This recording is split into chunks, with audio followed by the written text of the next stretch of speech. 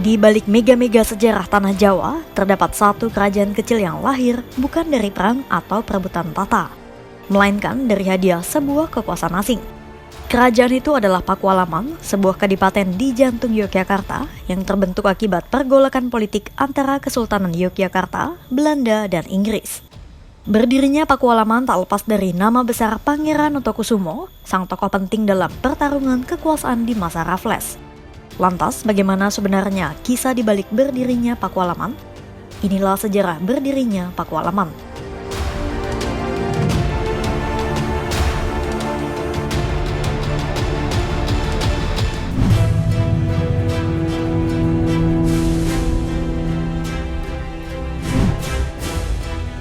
Melansir dari buku Fakta Sejarah Pakualaman, tulisan Yudi Irawan, sejarah berdirinya Pakualaman berawal dari tahun 1808.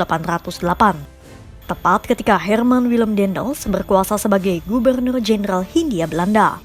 Saat Daendels berkuasa, kebijakannya mendapat penolakan dari penguasa Kesultanan Yogyakarta, Sultan Hamengkubuwono II.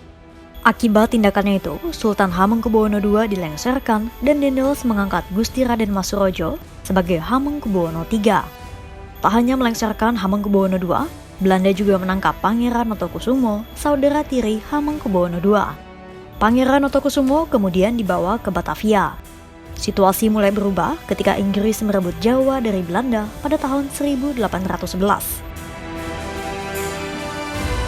Thomas Stamford Raffles kemudian dikirim untuk menjadi Gubernur Jenderal Britania Raya di Jawa.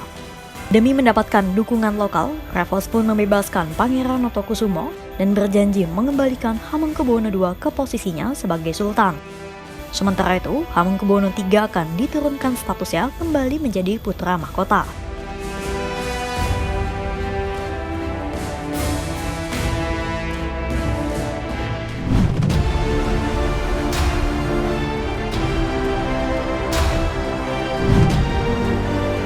Ingatkan tadi Raffles berjanji untuk mengembalikan Hamengkubuwono II ke posisinya sebagai Sultan? Nah, ternyata tawaran Raffles itu turut disertai syarat yang merugikan Keraton Yogyakarta. Disinilah titik awal terbukanya sejarah baru yakni Geger Sepei atau Geger Sepoi. Salah satu syarat yang ditawarkan Inggris itu adalah pembubaran prajurit keraton. Sultan Hamengkubuwono II menolak pembubaran prajurit keraton. Raffles pun mengutus John Crawfurd dan Pangeran Notokusumo untuk berdiplomasi dengan Sultan Hamengkubuwono II. Namun diplomasi menemui titik buntu dan Sultan Hamengkubuwono II berencana untuk menyerang Inggris. Namun rencana itu dibocorkan oleh Pangeran Notokusumo kepada Inggris. Akhirnya, Raffles mempersiapkan pasukan untuk menyerang Yogyakarta pada 18 hingga 20 Juni 1812. Pasukan Raffles terdiri atas pasukan kerajaan Eropa, 800 legiun Mangkunegaran, dan dukungan dari Pangeran Notokusumo serta Tanjing Sing. Ada pula pasukan Sepoi atau warga India yang direkrut oleh Inggris sebagai tentara. Pasukan ini terdiri atas 1.200 tentara. Karena lebih banyak pasukan Sepoi, perang itu dinamakan sebagai Geger Sepei atau Geger Sepoi. Pertahanan Keraton Yogyakarta kemudian jebol pada 20 Juni 1812 dan akhirnya Sultan Hamengkubuwono II ditangkap lalu diasingkan ke Pulau Pinang, Malaya hingga tahun 1815.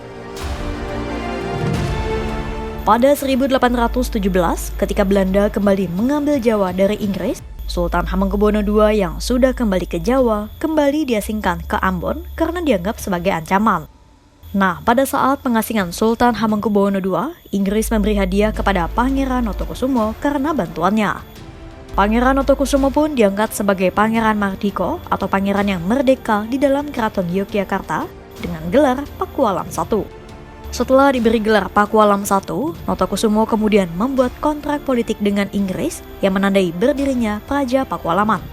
Lantas, seperti apa kontrak politik antara Inggris dan Pangeran Notokusumo?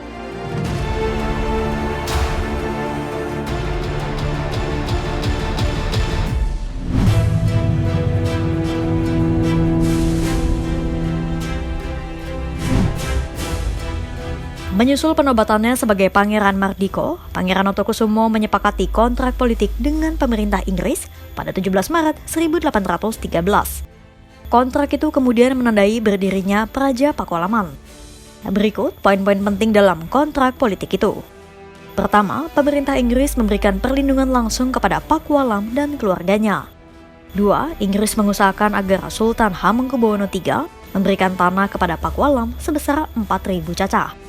Wilayah itu terdiri atas area khusus di dalam kota Yogyakarta dan kawasan Adikarto yang kini terletak di Kabupaten Kulon Progo bagian selatan.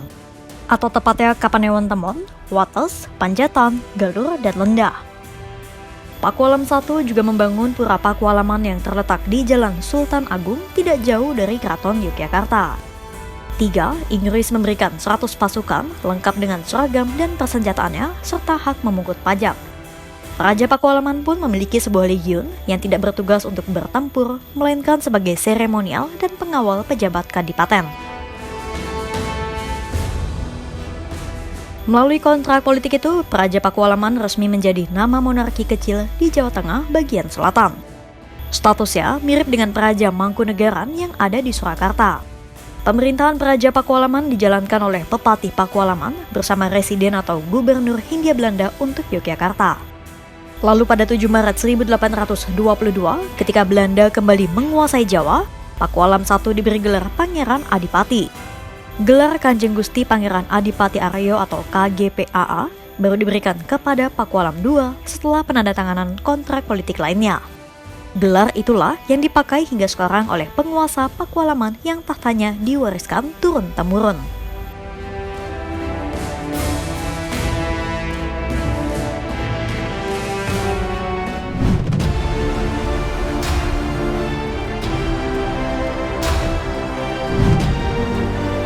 Seperti sudah disebut di awal, penguasa atau Adipati Pakualaman tidak bergelar Sultan atau Sunan, melainkan Kanjeng Gusti Pangeran Adipati Aryo atau KGPAA. Dan berikut daftar Adipati Pakualaman dari tahun 1812 hingga sekarang. Pertama ada Pangeran Notokusumo yang menjadi Pakualam I. Kedua ada putra pertama Pangeran Notokusumo, yakni Raden Tumenggung Notodiningrat yang meneruskan tahta ayahnya sampai tahun 1858. Tahta kemudian diturunkan kepada Sostroningrat yang berkuasa sebagai Pakualam III dari tahun 1858 sampai 1864.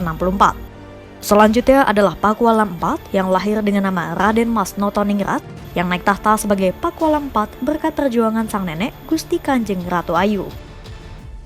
Berikutnya adalah Pakualam V yang lahir dengan nama KPH Suryo Dilogo, putra dari selir Pakualam II. Pakualam IV sempat menjadi komandan Legiun Pakualaman.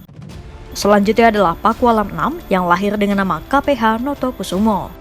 Ia adalah putra dari Pakualam V dan menjadi salah satu tokoh yang mendapatkan pangkat kolonel tituler dari pemerintah Hindia Belanda. Pakualam V hanya berkuasa selama 1 tahun dan meninggal dunia pada 1903. Seharusnya tahta langsung diberikan kepada anaknya, yakni Bendoro Raden Mas Haryo Surarjo. Namun saat itu Haryo Surarjo masih menempuh studi di Semarang.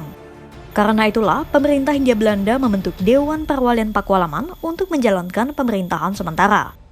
Dan Haryo Surarjo baru naik ke tahtanya pada tahun 1906 dengan gelar Pakualam VII.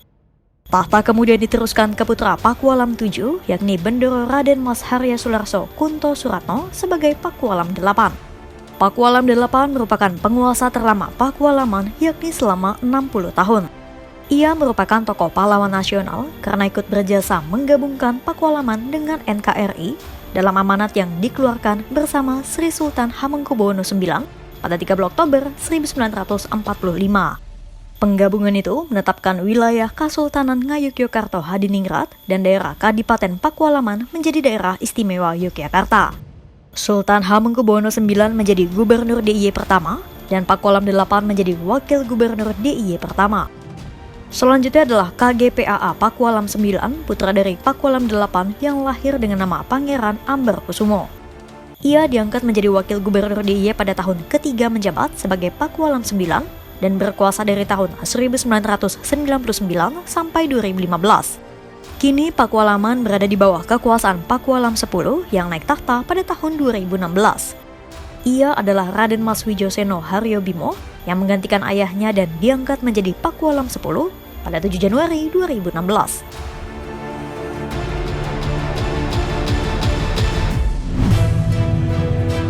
Dari pergolakan politik abad ke-18 hingga jadi bagian penting dari daerah istimewa Yogyakarta, Pakualaman telah melalui perjalanan panjang dalam sejarah tanah Jawa.